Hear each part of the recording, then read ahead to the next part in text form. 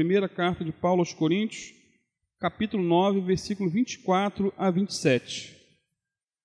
Amém? Acharam? Diz assim, vou ler na NVI.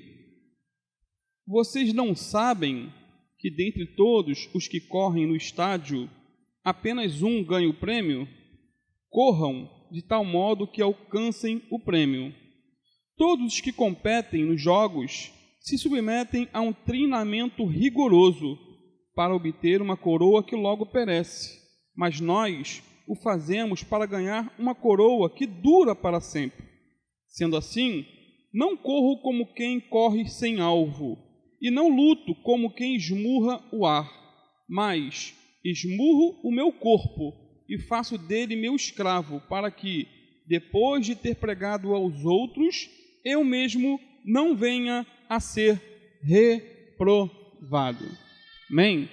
Pai amado, em nome do Teu Filho Jesus, colocamos essa palavra diante de Ti, que o Senhor venha falar aos nossos corações, em nome do Teu Filho Jesus.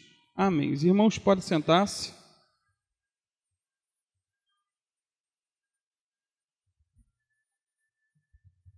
Queridos, o apóstolo Paulo era um observador atento.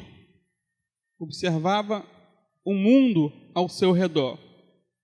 Ele tinha os olhos bem abertos para ver o mundo, o que acontecia e tirar lições espirituais para a sua vida pessoal e também para a igreja, de modo geral. Ele gostava de usar em seus textos, figuras, imagens relacionadas a muitas situações, as competições, a questão da construção civil, o campo de batalha, a agricultura, tudo que ele via ao redor, ele costumava usar e fazer aplicações pertinentes para a sua própria vida e trazer ensinos para a igreja de Cristo. No texto acima, que nós acabamos de ler, ele usa os Jogos Olímpicos gregos como ilustração para a vida cristã. Isso é por demais interessante. Esses jogos surgiram na Grécia, segundo historiadores, no ano 776 a.C., na cidade de Olímpia. Já os jogos istmicos eram realizados em Corinto, em que a cada 2 anos vinham atletas de todas as partes da Grécia para competir. Ou seja, a igreja, a cidade para a qual o apóstolo Paulo mandou essa carta, tinha competições esportivas. Paulo, alguns até entendem que ele provavelmente até foi em alguma dessas ocasiões participar desses jogos, no sentido de contemplar ali na arquibancada. O interessante é que, para um atleta participar desses jogos na época, ele precisava ser primeiro um cidadão grego, Ou seja, ele não competia para ganhar a cidadania, pois ele já era um cidadão grego. Aplicando para a igreja, nós não corremos a carreira cristã para ganhar o céu, mas porque já estamos a caminho do céu. Filipenses 3:20 diz que a nossa cidade está nos céus, de onde também esperamos o Salvador, o Senhor Jesus Cristo. Ou seja, queridos, o céu não é uma conquista humana, fruto de nossos esforços, de nosso suor, mas sim é uma dádiva divina. Eu não conquisto o céu, evangelizando, orando, jejuando, contribuindo, não, mas pela fé na morte substitutiva do Senhor Jesus na cruz por mim. Efésios 2:8 é bem claro quando diz que é pela graça que nós somos salvos, por meio da fé. Isso não vem de nós mesmos, é dom de Deus, não vem das obras, para que ninguém se glorie. Voltando então aos Jogos Istmicos de Corinto, os atletas, eles eram submetidos, queridos, a uma disciplina rigorosa. Geralmente, 10 meses antes dos jogos, eles se privavam dos prazeres mais comuns. Eles conservavam a mente e o corpo focalizados num único alvo. Qual era o alvo? O prêmio final. Essa era a obsessão dos competidores. Eles tinham uma alimentação apropriada, treinavam bastante, se esforçavam ao máximo, descansavam tempo suficiente e, depois de todo esse preparo, eles iam para as competições. Irmãos, a vida cristã é semelhante a uma corrida. Se você já entregou a vida a Jesus, você está nessa corrida. E para chegar até o fim, é preciso esforço, é preciso disciplina, é preciso dedicação, é preciso abnegação, é preciso renúncia. E no texto que lemos no início, Paulo usa a figura de um atleta para nos ensinar algumas lições. E preste atenção nessas lições. São importantes para a nossa vida. Primeira lição: todo atleta precisa de disciplina para conquistar o prêmio. Todo atleta. Versículo 25. Relembrando, todos os que competem nos jogos se submetem a um treinamento rigoroso. Uma outra versão diz: e todo atleta exerce domínio próprio em todas as coisas. Na ACF diz: e todo aquele que luta, de tudo se abstém. E na Bíblia Viva, é mais claro ainda, diz assim: para vencer a competição, vocês precisam renunciar a muitas coisas que os impediriam de fazer o melhor que podem. Queridos, seja qual for a modalidade, sem treino, sem abnegação e sem disciplina, não há possibilidades de vitória.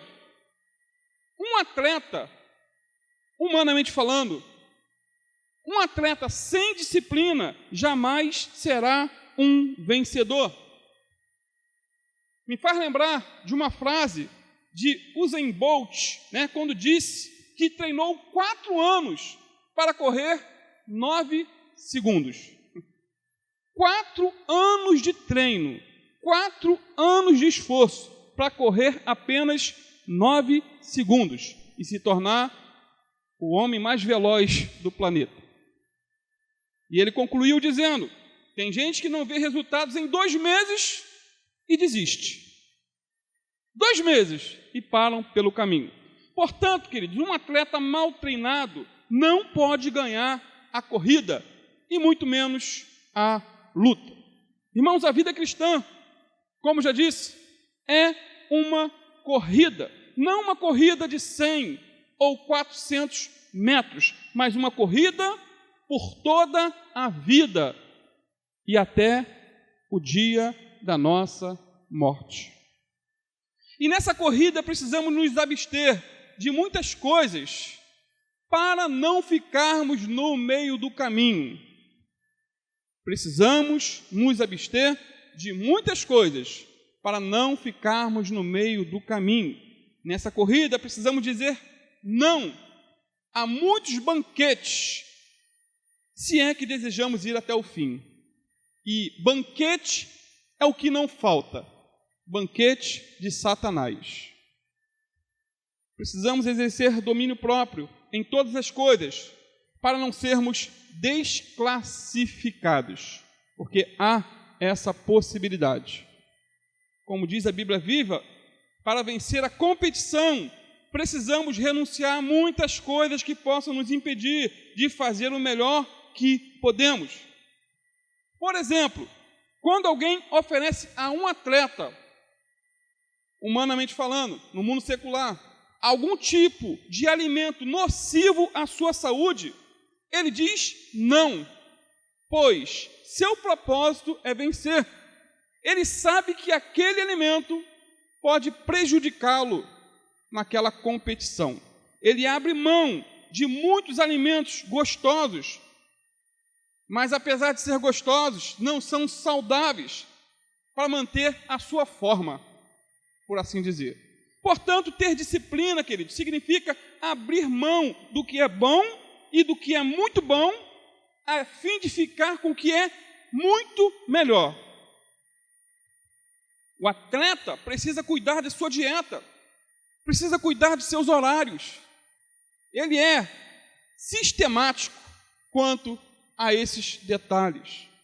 Deve sorrir e muitas vezes dizer não, muito obrigado, quando as pessoas lhe oferecem sobremesas tentadoras ou os convidam para uma festa noturna. Eles dizem, não, eu não vou. Por quê? Porque ele tem um alvo, ele tem uma meta, tem um propósito. Irmãos, a comida, e dependendo da diversão em si, não há nada de errado, mas se interferirem em nossos objetivos maiores, podem atrapalhar de vez a nossa corrida rumo à glória. Portanto, se desejamos servir ao Senhor, e quem quer continuar servindo ao Senhor, e obter a sua recompensa e aprovação, precisamos sim pagar um alto preço. O maior dos preços Jesus pagou na cruz por nós, mas há renúncias a se fazer, se é que queremos chegar até o fim. Resumindo, um atleta indisciplinado, ele é desclassificado e se torna inapto para a luta. Se torna inapto, infelizmente. Irmãos, são muitas as coisas nas quais precisamos nos privar e dizer não. Muitas. Quando o diabo, a carne, o mundo chegar até nós com algumas das suas guloseimas, precisamos rejeitar. Precisamos dizer não.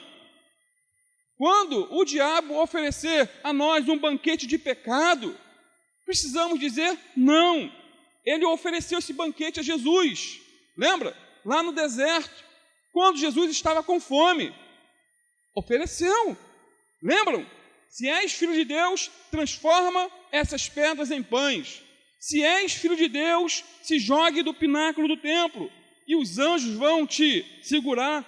E por fim, o diabo levou Jesus a um monte muito alto e mostrou-lhe todos os reinos do mundo e a glória deles. E disse, eu te darei tudo isso, se prostrado me adorares. O que Jesus disse? Está escrito. Vai-te, Satanás, está escrito. Ao Senhor teu Deus adorarás e só a Ele prestarás culto. Então, diz a palavra, o diabo o deixou e vieram os anjos e o serviram. Irmão, Jesus estava numa corrida. Na verdade, era o início de uma corrida. Ele estava correndo em direção à cruz para morrer a nossa morte e vencer o diabo. Porém, logo no início dessa corrida, no início do seu ministério terreno, o diabo procurou de todas as formas pará-lo, detê-lo. O diabo faz isso conosco também.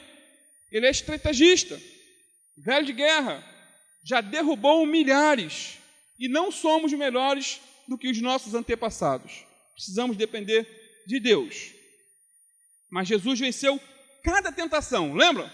Com o está escrito. Jesus usou a palavra de Deus para derrotar o diabo e prosseguir na corrida. Da mesma forma ou maneira, quando o diabo vier com seu banquete satânico de imoralidade, perversão, pornografia, ganância, fama e tantos outros tipos de banquetes, precisamos repreendê-lo, queridos, com o está escrito e continuar a corrida até o fim para a glória de Deus. Quando a nossa carne, um outro inimigo cruel, desejar ou alimentar desejos de inveja, fofoca, ira, ingratidão, orgulho, soberba, falta de perdão ou outro pecado qualquer, precisamos dizer não, com a ajuda do Espírito Santo, e continuar a corrida, continuar a caminhada. Quando o mundo apresentar para nós um banquete regado a dinheiro fácil, sucesso imediato, fama a qualquer custo, ou outra guloseima qualquer, precisamos dizer não e continuar a corrida até a glória. Irmãos, podemos e precisamos evitar decididamente tudo que pode nos atrapalhar nessa corrida em direção à linha de chegada. Porque o que não vai faltar são empecilhos, o que não vai faltar são barreiras, o que não vai faltar são oposições do inimigo para chegarmos até o fim. Precisamos orar, precisamos jejuar, precisamos ler a palavra de Deus, congregar, precisamos continuar contribuindo. Tudo isso faz parte dessa carreira, essas disciplinas espirituais. E são essas, queridos, e outras disciplinas que nos ajudam a prosseguir em frente até a linha de chegada para a glória de Deus. Vou ler mais uma vez o versículo 25. Todo atleta exerce domínio próprio em todas as coisas. Repito, se não formos disciplinados em nossa caminhada cristã, corremos o risco de ficarmos pelo caminho e não chegarmos até o fim. Paulo tinha essa preocupação. Paulo não era calvinista. Ele tinha essa preocupação. Olha o que ele disse aí no versículo 26 e 27. Portanto, corro, não como quem não tem alvo, e luto, não como alguém que golpeia o ar. Pelo contrário, aplico socos no meu corpo e o torno meu servo, meu escravo, para que, depois de pregar aos outros, eu mesmo não venha a ser reprovado ou desqualificado. Irmãos, Paulo tratava seu corpo com severidade para não ser desqualificado, diz o texto. E essa palavra desqualificado, no verso 27, era um termo técnico de conhecimento geral dos que acompanhavam aí os jogos gregos. Significava ou significa desaprovar, desclassificar. Você está fora da corrida. Desenhando. Nas competições gregas havia um arauto, ou melhor, um juiz que anunciava as regras do jogo, anunciava o nome dos competidores e anunciava também a cidade de origem dos campeões. Esse juiz tinha essa função, porém também anunciava o nome de qualquer participante que fosse desqualificado, fosse desclassificado. Agora, será que ser desqualificado ou reprovado é o mesmo que perder a salvação? Eis a pergunta. Pode ser. E eu creio que seja. Creio que seja. Muitos comentaristas acham que Paulo está se referindo aqui à possibilidade de ser rejeitado em sua salvação pessoal no fim da corrida. Ele tinha medo, alguns entendem, ele tinha medo de perder a salvação. Ele mesmo diz, para que, depois de pregar aos outros, eu mesmo não venha a ser reprovado ou desqualificado. Irmãos, eu conheço muita gente que já foi reprovada por Deus. Já são quase 30 anos de caminhada. Muita gente já passou em minha vida que ficaram pelo meio do caminho. Muitos e muitos que deixaram de correr a maratona em direção ao céu e pegaram atalhos em direção ao inferno. Infelizmente. Pessoas que tinham muitos sonhos, muitos planos na obra de Deus, mas que com o tempo abandonaram tudo. Tudo. Pessoas que deixaram de seguir a Jesus e passaram a servir ao mundo, à carne e ao diabo. Pessoas que desistiram de congregar, desistiram de orar, desistiram de jejuar, desistiram de ler a Bíblia, de pregar a palavra, enfim, desistiram da caminhada. Sabe por que desistiram? Porque eram livres para desistir ou para continuar. Deus não fez nem criou robôs. Você está aqui nessa noite porque você quis vir. Muitos ficaram em casa porque quiseram ficar. Simples assim. Simples assim. O doutor William Cuberson, ele foi presidente do Instituto Bíblico Moody, em Chicago, por 23 anos. Ele era um professor de teologia, um homem muito usado por Deus, um pastor consagrado. Com frequência, ele terminava suas orações no seminário dizendo: Senhor, ajuda-nos a terminar bem. Ajuda-nos a terminar bem. Porque é bem verdade, queridos, que é fácil começar, difícil é terminar.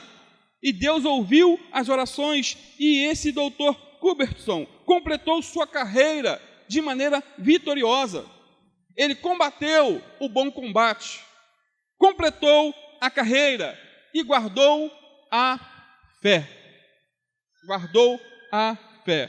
Porém, não é isso que acontece com a maioria daqueles que começam a caminhada com Deus.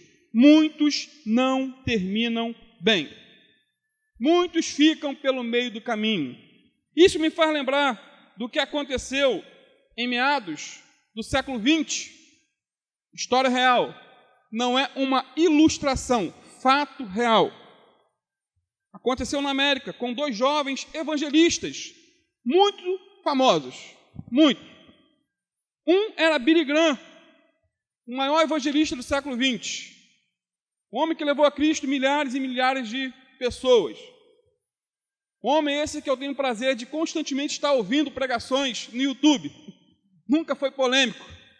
Sempre foi o beabá da pregação do Evangelho e com aquela unção levava a Cristo milhares de pessoas.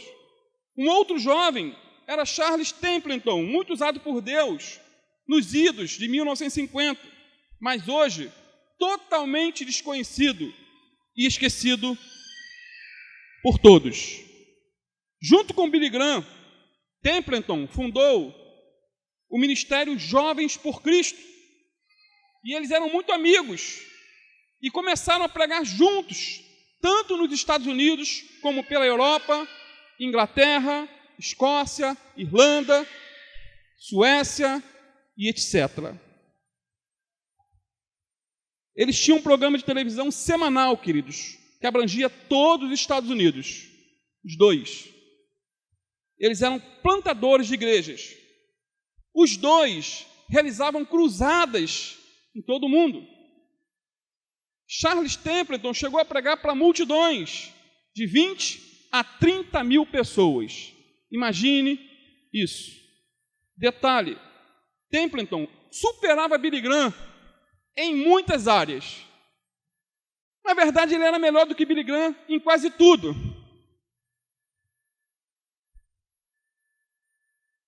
Ele era o pregador mais talentoso da época. Era o mais inteligente, o mais eloquente, o mais cativante, o mais bonito. Tinha tudo de bom. Em 1946, Templeton recebeu até o prêmio de evangelista mais usado por Deus da década. Imagina, o evangelista mais usado por Deus da década. Porém, quando Templeton estava no auge de seu ministério, ele anunciou na mídia geral que agora era um agnóstico. Foi uma bomba. Ou seja, ele afirmou que não tinha mais certeza se Deus existia ou não. Queridos, ele viu mudanças de vidas. Ele viu pessoas serem transformadas pelo poder do Evangelho. Ele viu multidões de pessoas saindo das trevas e indo para a luz. Mas ele chega a esse ponto e faz essa declaração bombástica. Daí por diante, ele passou a rejeitar a Bíblia como a palavra de Deus. Passou a rejeitar a Jesus como Filho de Deus. Rejeitou o nascimento virginal como verdade absoluta. Rejeitou também os milagres da Bíblia. Enfim, ele apostatou da fé. Sabe por que isso aconteceu? Vai um alerta para nós. Ele começou a ler alguns livros de ateus famosos, como Voltaire, David Huxley e outros venenos que rondam por aí. Cuidado, queridos, com o que você lê. Cuidado com o que você ouve de mensagens pelo YouTube. Tem tanto alimento, mas tem tanto alimento estragado. Tem alimento saudável e alimento estragado. Se você se alimentar com comida estragada, você vai passar mal e pode morrer. Ele se alimentou de veneno e morreu espiritualmente. Esses livros azedaram seu coração, encheram sua alma ou sua cabeça de dúvidas, envenenaram sua alma e o afastaram de Jesus. Ele abandonou o cristianismo, queridos, e passou a negar tudo aquilo que pregava e passou a praticar tudo aquilo que ele condenava. Olha que abismo, que loucura. Em 1957 ele voltou para o Canadá e entrou numa escuridão eterna e numa profunda apostasia. Em 1999 ele aparece novamente e escreve um livro de memória a respeito da sua vida, cujo título é Adeus, Adeus. Nesse livro, Templeton listou as razões do porquê ele negou o cristianismo e se tornou um ateu. Pregador do Evangelho, se torna um ateu. Dentre as razões, ele não cria mais que Deus era amor. Ele não conseguia conceber a ideia de um Deus de amor. Para ele, o mal era incompatível com um Deus de amor. Ele raciocinava dizendo, como um Deus de amor permitiu a carnificina que aconteceu na Segunda Guerra Mundial? Como um Deus de amor permite, por exemplo, uma criança inocente morrer de leucemia? Como um Deus de amor deixa um ônibus escolar cair, por exemplo, numa ribanceira e matar todas as crianças? E uma das cenas que mais marcaram a vida desse evangelista, antes de abandonar a fé, foi a de uma mãe negra, no interior da África, com um filho no colo, morto, olhando para o alto e pedindo socorro, ajuda, sem obter resposta. Essas e outras perguntas, sem respostas para ele, e que é um enigma para muitos, o levaram ao ateísmo. Em 2001, Charles Templeton estava num leito de hospital, morrendo como ateu e em descrença total. Segundo as pessoas que estavam ao redor, ele disse o seguinte antes de morrer: eu tenho saudades de Jesus, eu tenho saudades de Jesus, eu sinto falta de Jesus. Queridos, esse é um dos muitos que começaram a carreira em direção à linha de chegada, mas que pararam, desistiram, recuaram, se perderam. Ele não perseverou em seguir ao Senhor. É claro que não somos salvos pela perseverança, mas os salvos perseveram. Não é isso? Somos salvos pela fé, queridos, e não pelas obras. Porém, a fé salvadora, ela é contínua. A fé salvadora é ativa. Portanto, a salvação em Cristo não é um convite para complacência. Não, mas uma convocação para uma entrega, uma vida de renúncia. Isso porque a cada novo dia é uma nova convocação para a fé em Cristo. E você precisa alimentar essa fé diariamente. Outro detalhe ainda em relação ao atleta, queridos. Ele precisa ter diante de si o alvo. Ele não pode ficar olhando para trás enquanto está correndo, ou olhando para os lados mandando beijos para o pessoal na arquibancada. Você já viu isso? Não. Ele está concentrado, ele tem um alvo. Ele precisa mirar o alvo e correr em direção ao alvo. Ele não pode depender dos aplausos do público e muito menos das vaias. Não pode se atentar a isso. Ele precisa fixar-se obsessivamente no alvo e avançar com determinação até o fim. Queridos, é exatamente assim que precisamos correr na vida cristã.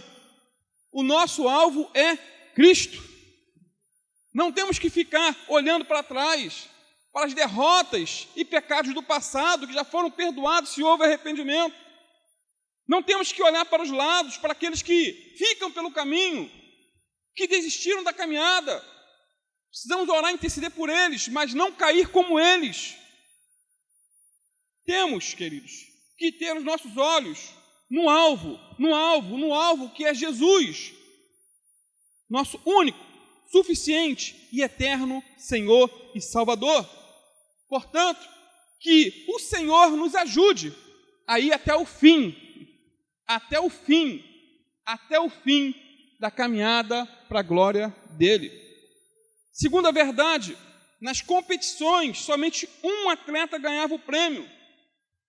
Nas competições, somente um ganhava o prêmio. Mas na vida cristã, todos podem conquistar a coroa da vida. Todos. Não é só para um. Na vida cristã, o vencedor, queridos, não é aquele que chega em primeiro lugar, mas aquele que não desiste de correr. Versículo 24. Vocês não sabem que dentre os que correm no estádio, apenas um ganha o prêmio? Corram de tal modo que alcancem o prêmio. Portanto, Paulo não está sugerindo aqui que todos os crentes que fazem essa corrida, de todos, somente um ganha o prêmio. Não é essa a mensagem do texto. Paulo exorta os coríntios e a nós a levarmos uma vida espiritual a sério e considerá-la como uma competição em que precisa esforçar-se até o limite máximo. Esse é o entendimento do texto. Irmãos, a vida cristã não é uma colônia de férias e muito menos um parque de diversões. Cada um aqui sabe muito bem na pele essa realidade. Os desafios são enormes, diários, a batalha é grande, as tentações são gigantes, as vozes que gritam em nossos ouvidos, dizendo para parar, desistir, são altas, vozes altas. Porém, precisamos atentar para o fato de que, se outros conseguiram, nós também conseguiremos. Amém? Se outros chegaram até o fim da corrida, como Billy Graham, nós também conseguiremos com a ajuda do Espírito Santo. Se o pastor Álvaro, lá de Campinas, conseguiu terminar a carreira e guardar a fé, e concluir uma conferência com oração, nós também podemos, com a ajuda do Espírito Santo, ir até o fim. Se outros foram fiéis até a morte, nós também podemos ser fiéis até a morte. Se outros venceram alguns pecados de estimação, nós também podemos vencer, se é que temos algum pecado de estimação.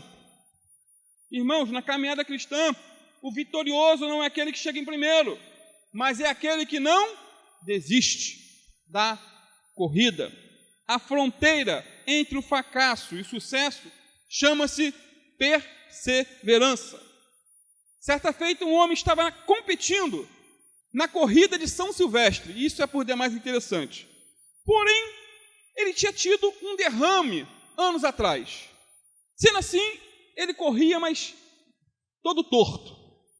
A boca estava torta, mas ele estava correndo. A mão estava torta, mas ele continuava correndo. A perna estava torta, mas ele estava correndo. Seu pé também estava torto, mas mesmo cambaleando, ele continuava correndo. Com todas essas dificuldades, queridos, ele não abandonou a corrida.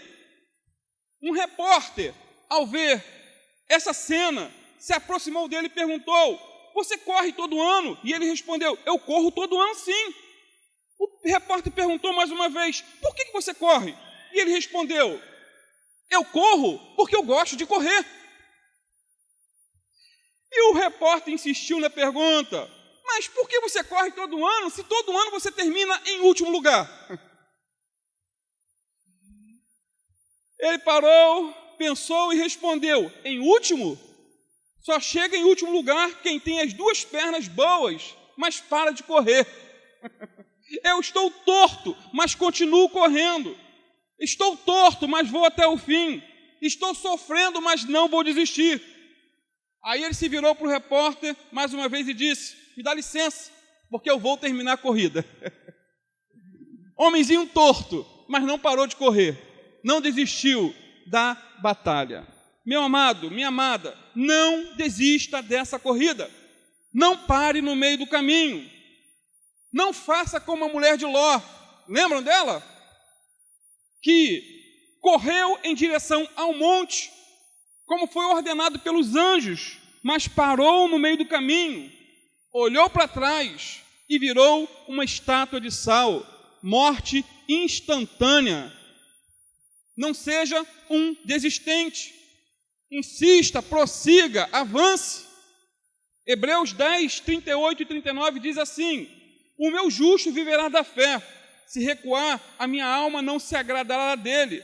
Nós, porém, não somos dos que recuam para a destruição, mas sim dos que creem para a preservação da vida. Portanto, continue correndo, continue orando por sua família, continue jejuando e se consagrando a Deus. Continue, meu amado, meditando diariamente na palavra do Senhor. Continue pregando a palavra a tempo e fora de tempo. Continue congregando, contribuindo, intercedendo e ajudando o seu pastor nessa congregação. Continue, continue, continue. Sabe por que devemos continuar? Porque lá no céu, quem vai receber a coroa não é aquele que chegar em primeiro lugar, mas aqueles que não desistirem de correr. Nas Olimpíadas de Los Angeles, de 1984, Gabrielle Anderson, já estou concluindo, ela entrou na última volta da corrida quase desmaiando. Gabrielle Anderson. Essa é uma corrida longa, 42 quilômetros, algo fora do comum. Ela entrou cambaleando, com os músculos no limite. Muitos deviam estar dizendo: pare, a corrida já acabou, o vencedor já está no pódio. Para que tanto sacrifício? Para que insistir em ir até o fim?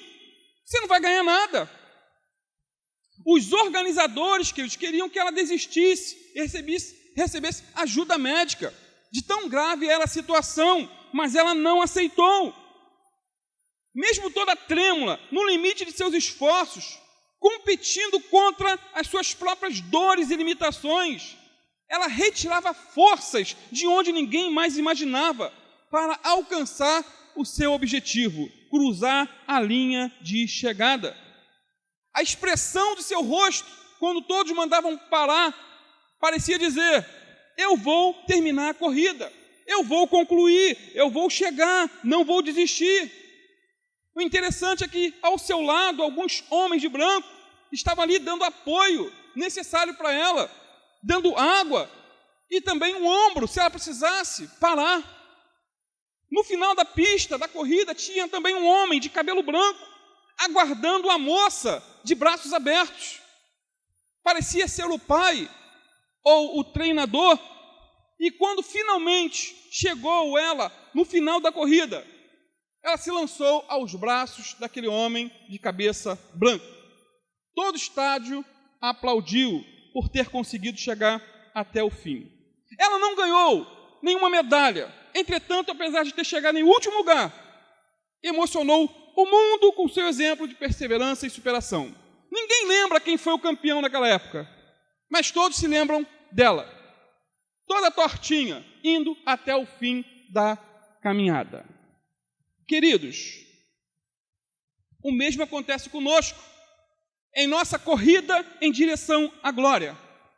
Há momentos de cansaço, fadiga, desânimo, fraqueza. Tem períodos em nossas vidas que as lutas vêm todas juntas, a granel. Não sei se acontece com você. Aí o diabo sussurra em nossos ouvidos, dizendo: desiste. Para que continuar correndo? Você vai à igreja e nada muda. Olha a pindaíba que você está. Desiste. O que adianta você ser fiel nos dízimos e ofertas? O que adianta? Não vale de nada. Pare de contribuir. O que adianta orar por seus filhos, se a cada dia eles vão de mal a pior? O que adianta orar para o seu marido, se a cada manhã parece que ele trocou a ferradura?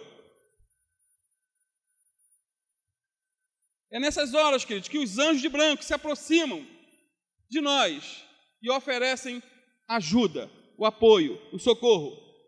É nessas horas de intenso cansaço que o Espírito Santo de Deus diz em nosso ouvido: nunca te desampararei, nunca te deixarei, eu vou ficar com você até o fim, não vou deixar você cair, eu te ajudo, eu te sustento com a destra da minha mão. Continua, filho, pois no final você receberá a coroa de glória. E quando chegarmos, queridos, no fim da linha, na glória, haverá também um homem de cabeça branca. Ele nos receberá de braços abertos, dizendo: vinde, benditos de meu Pai, vinde para o reino que vos tenho preparado. Você foi fiel no pouco, e sobre o muito eu o colocarei. Entra no gozo de seu Senhor. Vale a pena, queridos, ir até o fim, servir ao Senhor para a glória de Deus. Concluo com a terceira verdade. Nos jogos gregos, os atletas corriam para ganhar uma coroa de louros perecível. Nós, porém, corremos para conquistarmos a coroa da vida, ou para recebermos a coroa da vida. Versículo 25, parte B. Todos que competem nos jogos se submetem a um treinamento rigoroso para obter uma coroa que logo perece, mas nós o fazemos para ganhar uma coroa que dura para sempre. Interessante isso, queridos, porque nos jogos gregos somente um corredor ganhava a coroa de louros ou salsa, mas todo cristão pode vencer e receber uma coroa incorruptível diante do tribunal de Cristo. Agora, o que é essa coroa que não perece? O que é? O Novo Testamento ensina que é justiça, vida eterna e glória. Em outras palavras, a coroa que os crentes recebem tem valor eterno e não é algo perecível, passageiro. Irmãos, precisamos ter o mesmo tipo de esforço que o atleta exibe para ganhar simplesmente algo momentâneo, perecível, passageiro. Eles pagam um preço altíssimo, altíssimo, fora do comum, com horas e mais horas de treino. Eles se dedicam ao máximo de suas forças para ganhar um prêmio terreno, algo passageiro, temporário. Nós, por outro lado, corremos em direção a uma coroa de glória nos céus. O que nos espera é uma eternidade com Jesus na glória. Nosso prêmio será eterno e não passageiro. Portanto, amados, se um atleta treina e corre a exaustão para receber uma medalha perecível, quanto mais nós deveríamos exercitar a disciplina para recebermos a coroa incorruptível. Portanto, precisamos sacrificar ganhos imediatos por recompensas eternas, prazeres imediatos por alegrias eternas. Os crentes da igreja de Esmirna, lá do Apocalipse, eles receberam essa coroa. Apocalipse 2:10 diz assim: não temas o que hás de sofrer ou padecer. O diabo está para colocar alguns de vós na prisão, para que sejais provados, e passareis por uma tribulação de 10 dias. Sê fiel até a morte, e eu te darei a coroa da vida. O apóstolo Paulo também recebeu essa coroa essa que nos espera. Quanto a mim, dizia ele, já estou sendo derramado como oferta de libação, e o tempo da minha partida está próximo. Combati o bom combate, terminei a carreira e guardei a fé. Desde agora, a coroa da justiça me está reservada, a qual o Senhor, justo juiz, me dará naquele dia, e não somente a mim, mas a todos os que amarem a sua vinda. Amém, amém e amém. Vamos ficar de pé, vamos estar orando. Continue na corrida, meu querido. Seu galardão será grande. Não desista, insista, prossiga. Mesmo chorando, mesmo sofrendo, mesmo não entendendo muitas situações adversas, não duvide, não questione a Deus. Pai amado, em nome do Teu Filho Jesus, Te adoramos, Senhor, Te glorificamos e Te exaltamos por esses versículos tão preciosos da Tua Palavra, Pai, que nos trazem tantos ensinamentos esses, Senhor, que nós ficamos na superfície, mas que o que foi dito é o suficiente, Pai, para nos alertar sobre o perigo da apostasia e sobre a necessidade que temos, Senhor, de continuar nessa caminhada. Uma caminhada que não é de 42 quilômetros, não é de 100 metros, nem de 40, nem de 400 metros, mas é de toda uma vida até a morte. Ajuda-nos, Senhor, a terminar bem, como aquele pastor orou, Pai, durante 23 anos, e teve um final feliz para a Tua glória, Pai. Em meio às muitas lutas, mas ele terminou bem. Ele combateu o bom combate, terminou a carreira e guardou a fé. Assim como o pastor Álvaro, Pai, também combateu o bom combate, completou a carreira e guardou a fé. Ajuda-nos, Senhor, nessa caminhada. Sozinhos não conseguiremos. Espírito Santo, segura em nossas mãos e ajuda-nos a ir de glória em glória para a Tua glória e em nome de Jesus. Segura em nossas mãos, é o que te peço. Fica conosco, em nome de Jesus.